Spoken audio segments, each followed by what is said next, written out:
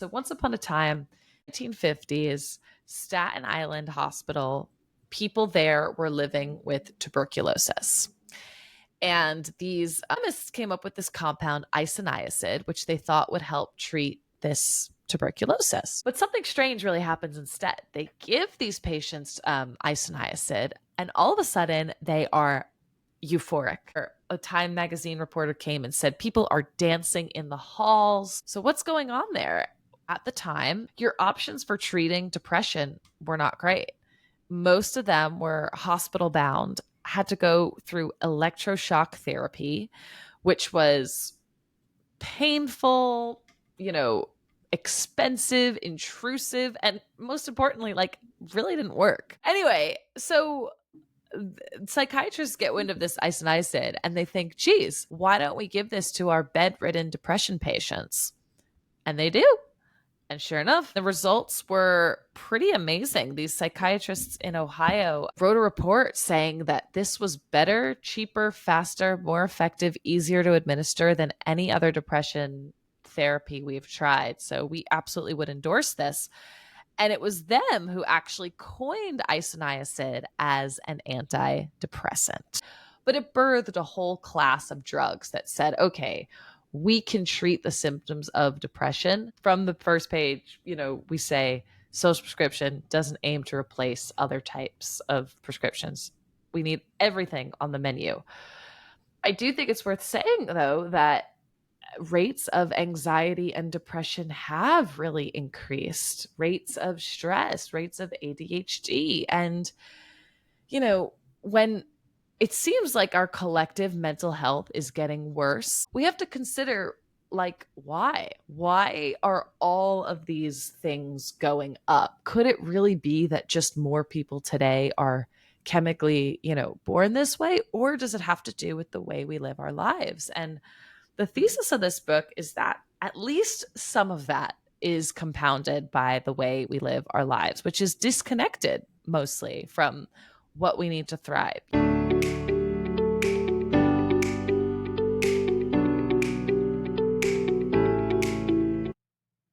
Exactly how over-medicated are we as a society? How much of what ails us could be healed by going back to the ways we evolved to live? My guest, Julia Hotz, is the author of a book looking to answer questions like these. The Connection Cure, The Prescriptive Power of Movement, Nature, Art, Service, and Belonging is the very first book to make the case for social prescribing. Hotz is a solutions-focused journalist whose stories have appeared in the New York Times, Wired, Scientific American, the Boston Globe, Time Magazine, and more. In The Connection Cure, she presents the history of how we came to rely on medical intervention for mental health challenges in the first place, and outlines how we are neglecting ourselves deeper into unrest nearly every day. Without discounting the validity of pharmaceutical medicine in some cases, she is making the case for a much more complete picture of what the cure for our collectively rising anxiety and depression might actually look like, and how much of it we may actually be able to control. On today's episode, we are talking about the origins of SSRIs, the definition of social prescribing, and the perils of isolation in all of its forms. From directed attention fatigue to quiet fascination, Hotz is full of suggestions for how we can better manage our minds with or without medication. To tell her hear it, there may just be hope for all of us yet. Context for anyone who hasn't read this. Can you explain social prescribing? Basically, what it is it is a practice through which our doctors, our social workers, our therapists are literally prescribing community activities and resources. And it's been shown to not only improve the health of those people, but also reduce pressure on healthcare. Why did you choose to study the importance of connection? And I was getting my master's over in the UK. And that same year, this was 2018, the UK became the first nation to establish a minister of loneliness. And I was so curious about this. What is it?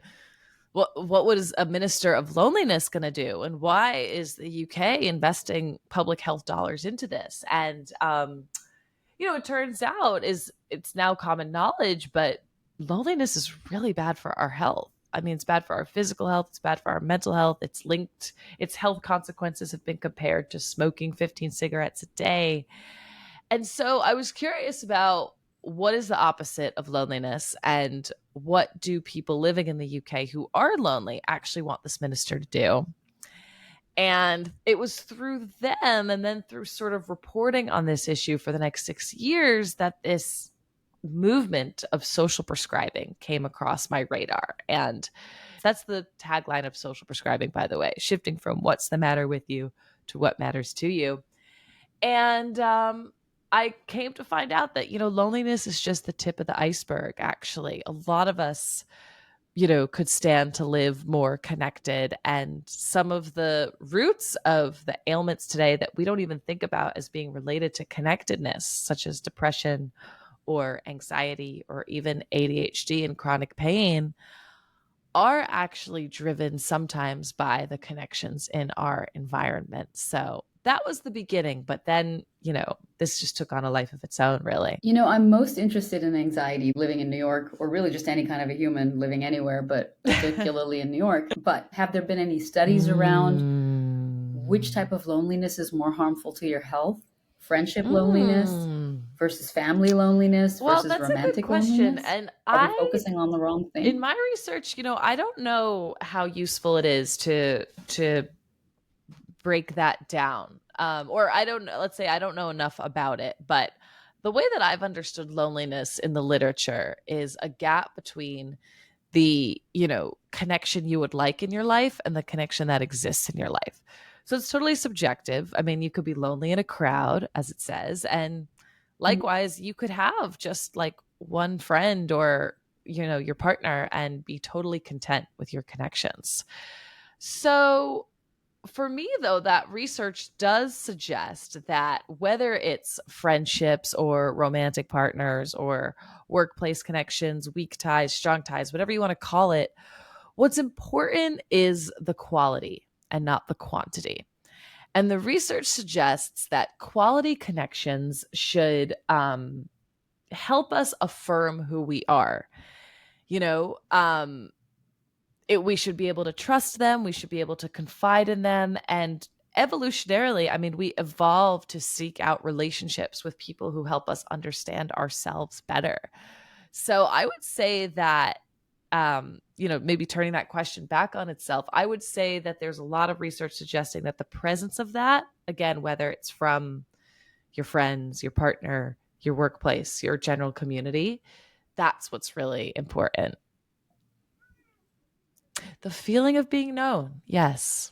The feeling of being known. Because the word I was left with Mm. after reading The Connection Cure was isolation. So you can feel not isolated even if you're out in Amen. nature because you're connected to the beating heart of Exactly. something. You're absolutely right. Like, even though this is called social prescribing, even though this book is called The Connection Cure, the thesis is not like we need to all go and make friends. It's actually about really connecting to our environments. And to build on what you're saying about isolation, it comes from this point where I think most of us do live pretty isolated from the environments that used to give us a lot of value. In our evolutionary histories, we had to spend time in nature, we had to move our bodies. Creating and consuming art was something that we revolved our lives around. And so today, though, we can actually get all of our needs met, like all of our survival needs met, while we're isolated in our homes. We could get food delivered to us, we could get entertainment through our screens, So you're right that I think that it's not so useful just to talk about isolation as like the presence or absence of friendships and human connections, but also environments really that inspire us. And for nature, for example, we know that spending time in nature improves our concentration, it calms us down, it restores our attention. You mentioned you're interested in anxiety. We know that when we are inspired by some element of art or music, we're really wrapped in the story of something else. We then have more perspective on our own story. It doesn't feel so isolating. So it really comes back to these very simple ingredients and shifting environments so that we have more of those ingredients to help us navigate, the ups and downs of being human in the 21st century. Yep. The immediate assumption is, what are people doing? They're going on social media for the feeling of community and friendship Right. and like-minded people, which is Right. not reasonable because there's no feedback and there's no actual connection. Then people go on to pornography, or they Yeah. order up a cuddle partner. You can literally go to a cuddle partner, That, right? Which I don't think is necessarily a bad thing, but still, yeah. it's the idea that we can compartmentalize our need to be connected. And that's obviously damaging, right? A lot of this for me goes to mental health. And that's why I'm thinking about anxiety. You make the point that Hmm. mental challenges exist on a spectrum, that what for some people may necessitate medication, maybe for other people could be almost entirely solved through a social prescription and through the connection cure. I appreciate, and Sure. we obviously need to state that there are some people for whom that's not Totally. enough and medication is Totally. required, and God bless you, do what you need to get where you need to go. But today I want to focus on anxiety in particular because it's something that can exist, kind of at a low level for people's entire lives. And so much of anxiety is about getting caught in a fear loop, right? And then being able to take a step back and recognize, what is it I'm really afraid of, Yeah. and how high is the probability that's really going to happen, right? And if it does happen, will I die? Is there a mastodon? There's actually no mastodon. There's really no mastodon. It's New York City. There's no mastodon. So Mm, you hmm, say, and hmm. you say that ruminating is often the issue in the book. There's not a lot out there talking about ruminating. In simple terms, how does Yeah. nature Well, first of all, I want to scientifically just say I think help that us was stop so ruminating? beautifully said. You're so right that, first of all, from the first page, we say social prescription doesn't aim to replace other types of prescriptions. We need everything on the menu. I do think it's worth saying, though, that rates of anxiety and depression have really increased, rates of stress, rates of ADHD. And, when it seems like our collective mental health is getting worse, and again, I think there's a range of severity of symptoms of what that means, we have to consider, like, why are all of these things going up? Could it really be that just more people today are chemically, born this way, or does it have to do with the way we live our lives? And the thesis of this book is that at least some of that is compounded by the way we live our lives, which is disconnected mostly from what we need to thrive to get us through the day, to get us out of bed in the morning. And so I think that what social prescribing really does is it gets us out of that environment in which we're left to ruminate, in which we're left to focus on our own problems, in which, our only sort of reference point of how we're feeling is ourselves. And to that question of, like, how does nature actually reverse that process of rumination, which, by the way, is not like a hypothesis. Like, this has been demonstrated that people who spend time in nature versus those in, like, stressful city environments have less activity in their subgenual prefrontal cortex, the part of your brain that's associated with rumination. Lots and lots and lots of studies corroborating this. But I think the idea is that because we evolved to spend time in nature, because we find it so intrinsically interesting, captivating. The word the researchers use in this is fascinating. It has a property called soft fascination. It's taking us out of our own heads. It's removing us from the problems of the self. And it's not, suggesting that part of that anxiety isn't warranted. Like, it's not really addressing the root cause necessarily, but it's giving us new perspective on that anxiety or that stress or that source of depression and unhappiness. And it's giving us permission to see sort of a life beyond that because we're not thinking about it in that moment. Um, yeah. Yeah, so soft What is soft fascination. fascination? It Can you define does. It that? does. Every time I say it, I feel Sounds like my lovely. heart Sounds rate slow a comforting. little Yeah. bit. And yeah. It's soft it should be I like a actually song by love Sade. that. That should be. Soft That's gonna be our next fascination. I collaboration. don't know. Yeah. I like it. We'll Oh, suggest I it love her for her too. comeback album. But anyway, Is she still alive? yes, I hope so. I soft love her. fascination. I mean, Yeah. so like most of us go through life with, especially today, with a million things begging for our attention. My email, my texts, my doorbell, the life outside, constant stimuli, constant what the researchers call directed attention. And that feels exhausting. And that is like impossible for us to keep up with all of the things that demand our attention today. But the researchers also suggest that there's one thing that can captivate our attention without taxing it, and that is nature. And that is because nature is something that we actually evolved to pay attention to in order to survive. Like we had to be able to know, what birds are available to be hunted in those trees and what fish are in the river. We had to pay attention to it. And because of that, this unique cognitive process called soft fascination happens where we can pay attention to it, but it doesn't tax our attention. It doesn't put increased demands our attention. It can actually, the researchers say, restore our attention because of this unique property of being softly fascinated by nature. Yeah. Gosh, I love that term. So there's another term that you use in the book, which I hadn't heard before, and I feel like it's probably more common, and I should have heard it. Yeah, so Related to that's what the is first thing I was directed describing attention just there fatigue? is we experience directed attention fatigue when we feel burnt out, we feel exhausted, we feel distracted, we feel like we can't possibly keep up with all of the demands on attention. Yes, exactly.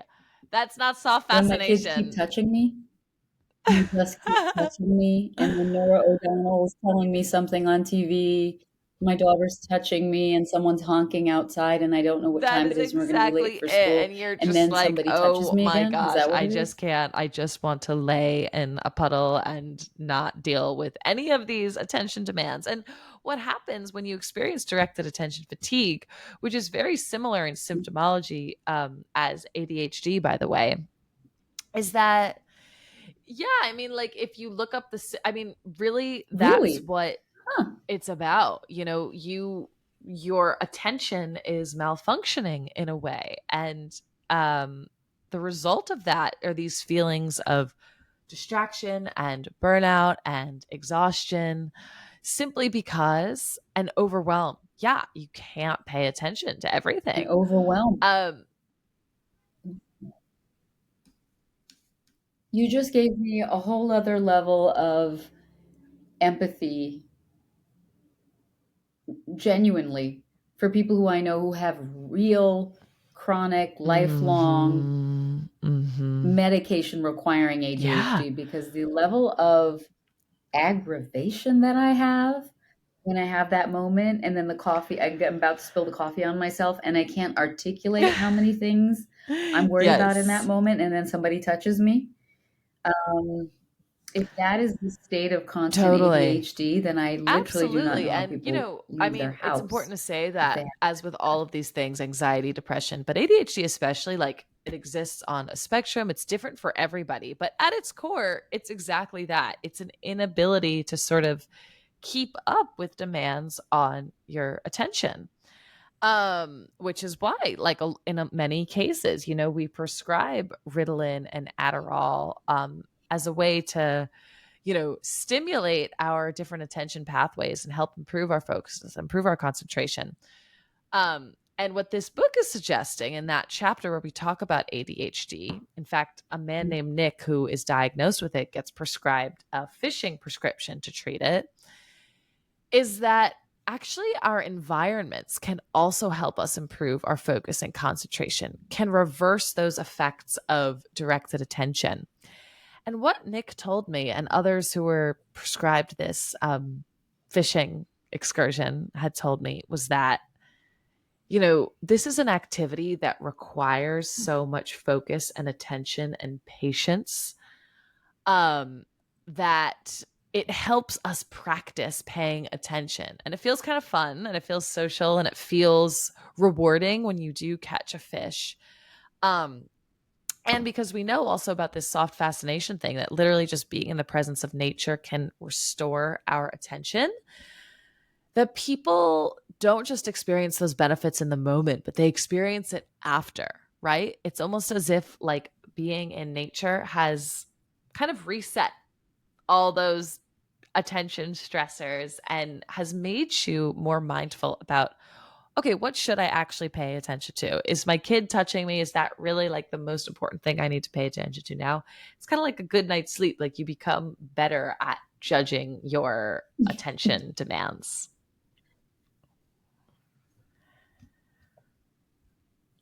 Well, you get better sleep no matter what when you're Yeah. out in nature that day. I want to take a step back again. So, you talk a little bit about the history.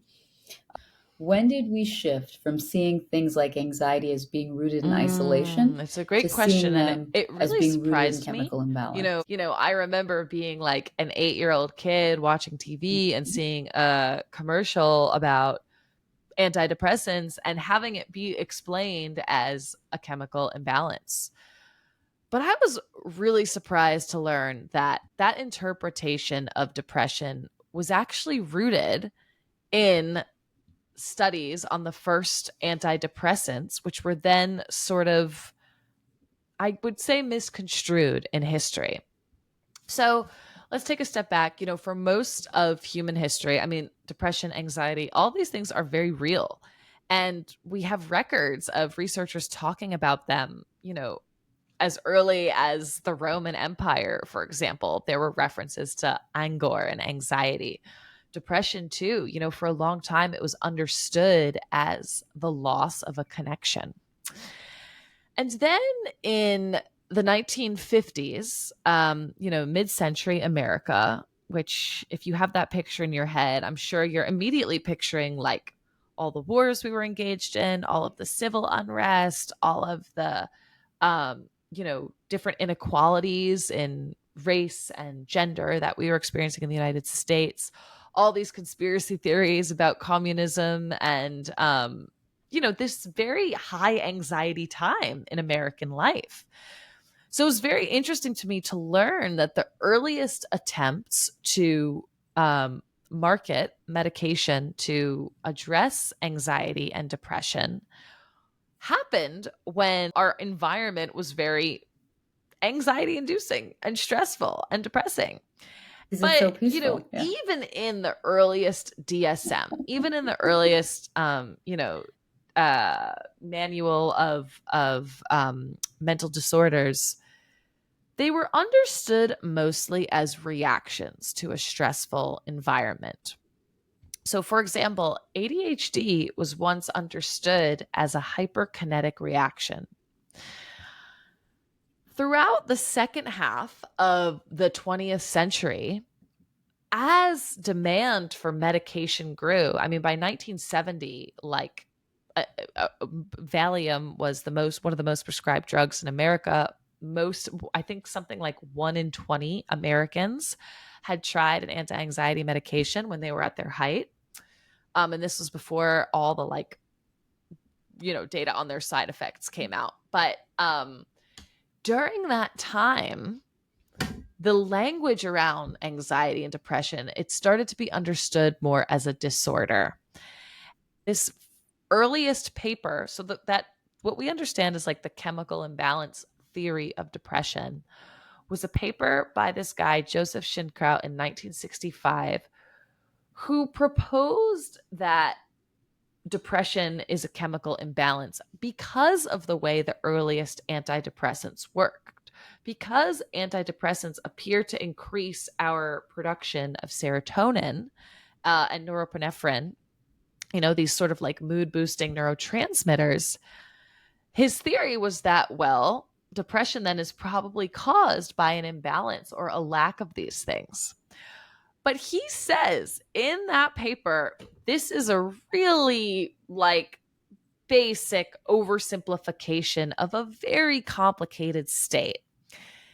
And yet, you know, for me, I always understood that to be true about depression because of antidepressant commercials, which, by the way, are only legal in the United States and New Zealand. We're the only two countries that allow for pharmaceutical medications to directly advertise to consumers. And so, and I get it on one hand, like, I think we should absolutely destigmatize these symptoms. Like, the solution here is not just, suck it up and don't talk about it. We should absolutely acknowledge the way that these symptoms have increased. But by painting them as a disorder that's always caused by a chemical imbalance, I think that's more stigmatizing. I think that's saying that, like, you and your chemical makeup is the problem, as opposed to acknowledging the many stressors in our environments that could be contributing to this.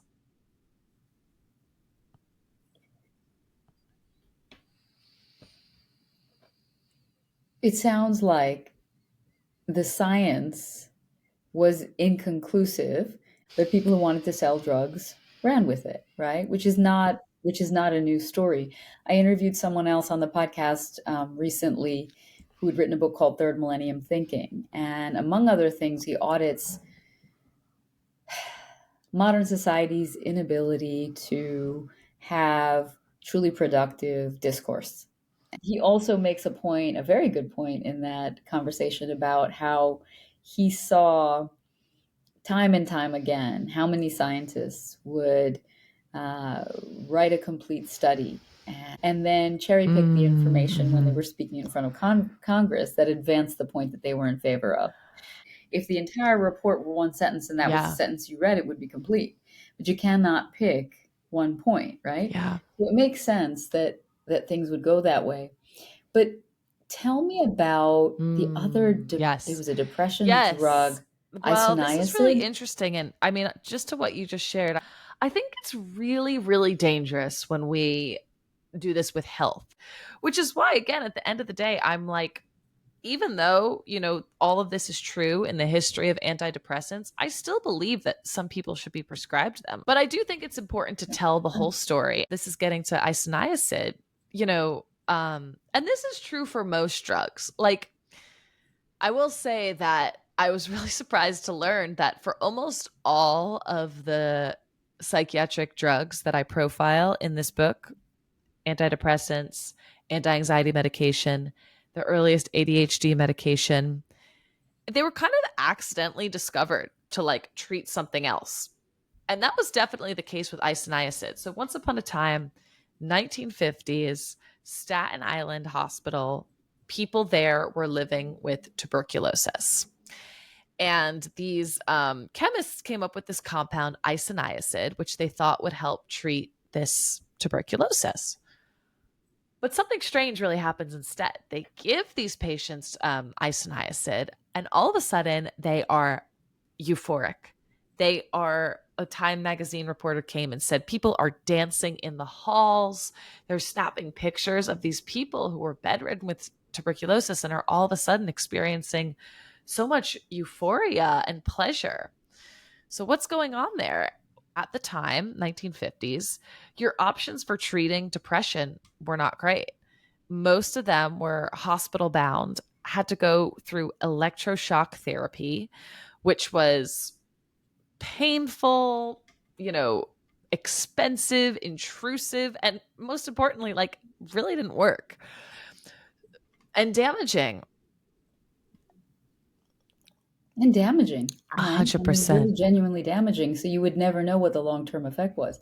By the way, I have to interject because as you're describing a bunch of TB patients locked away in a hospital in Staten Island, suddenly running around like having a rave, I thought she was going to go dot dot dot, and that was the beginning of Burning Man. Okay, anyway, Yes, I that's saw that. so I saw funny. like Yep, the that the was the Time magazine OG cover. Burning Okay, I'm Man. That's back. what Go. inspired it. No, I wish. Um, yeah. Well, um, that's anyway, what I'm going to believe so now. psychiatrists get wind of this isoniazid and they think, geez, why don't we give this to our bedridden depression patients? And they do. And sure enough, the results were pretty amazing. These psychiatrists in Ohio, Max Lurie, and I am blanking on the other guy's name, wrote a report saying that this was better, cheaper, faster, more effective, easier to administer than any other depression therapy we've tried. So we absolutely would endorse this. And it was them who actually coined isoniazid as an antidepressant. And these were the precursors. These were MAOI drugs, which basically are the older cousin of what today is one of the most commonly prescribed medications, SSRIs, selective serotonin reuptake inhibitors, which essentially work by blocking the reuptake of these mood boosting chemicals such as serotonin and norepinephrine and give our brains a surplus of these mood boosting chemicals so that the result is that we are joyful, euphoric, our moods improve, our energy improves. But it birthed a whole class of drugs that said, okay, we can treat the symptoms of depression by using this sort of, mechanism of action that blocks these mood boosting neurotransmitters from being reabsorbed.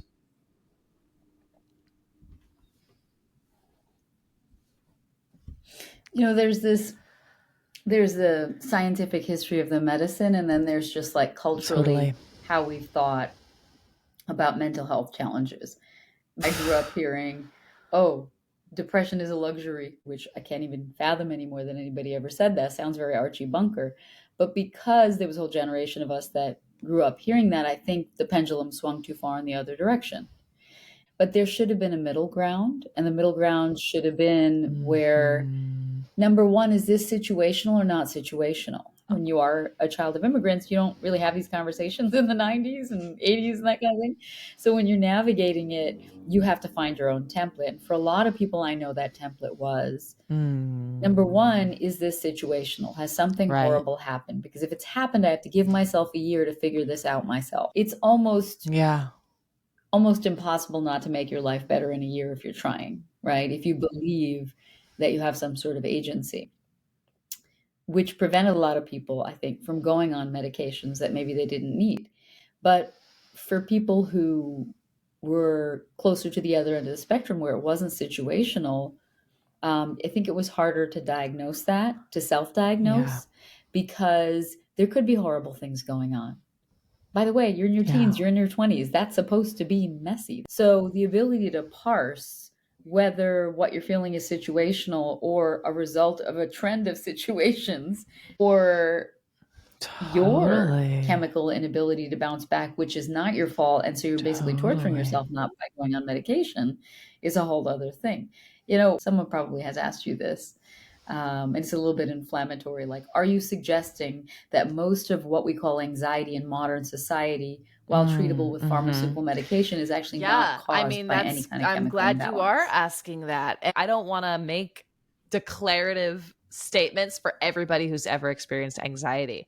I think that these things, depression especially as well, they're just so complicated. It's not true that every case of anxiety is caused by a chemical imbalance. It's not true that every case of depression is caused by a chemical imbalance, because if it were true, then we wouldn't need to be having these discussions. Pharmaceutical medication would be the de facto solution every time. And we just know that's simply not true. It's not comparable to, say, strep throat, which is very much caused by, bacteria, a pathogen. We take an antibiotic, boom, that works for everyone, right?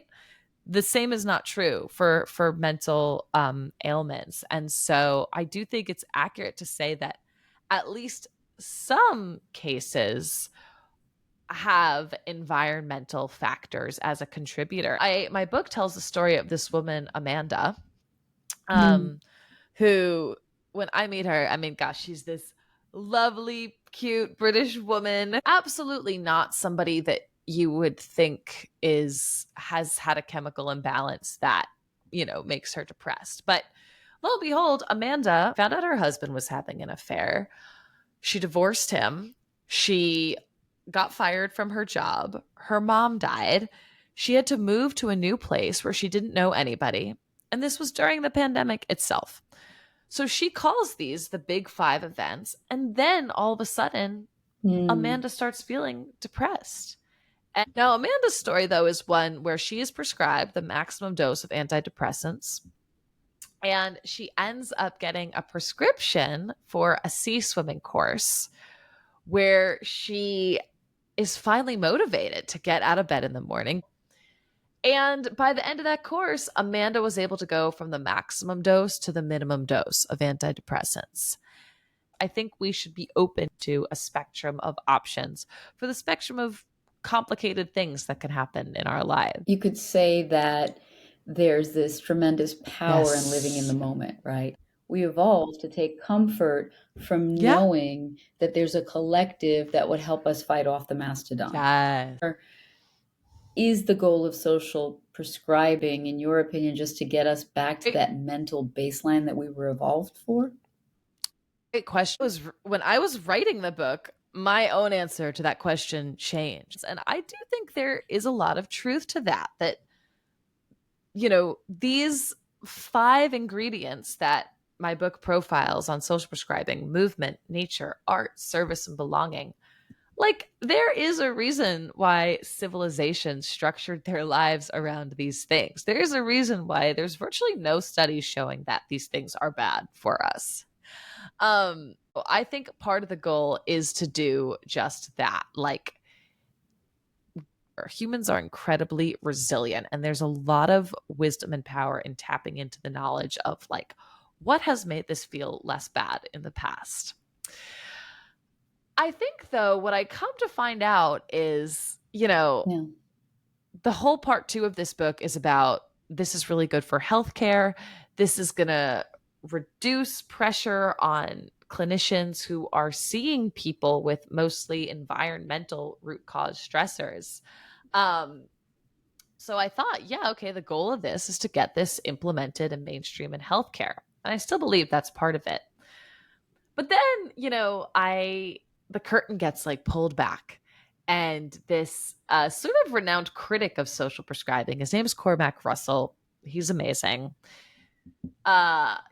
Says actually social prescribing means we've failed. Like, we should not have healthcare involved in this. This is so fundamental to the way we lived and the way we have lived, that where we really should be investing our time and attention is create what he calls a health creating community, making it so that we don't have to have a doctor or a therapist or a clinician or a social worker prescribe us to something. Like, that's wishful thinking. But I think he's absolutely right that that should be our long-term goal of this.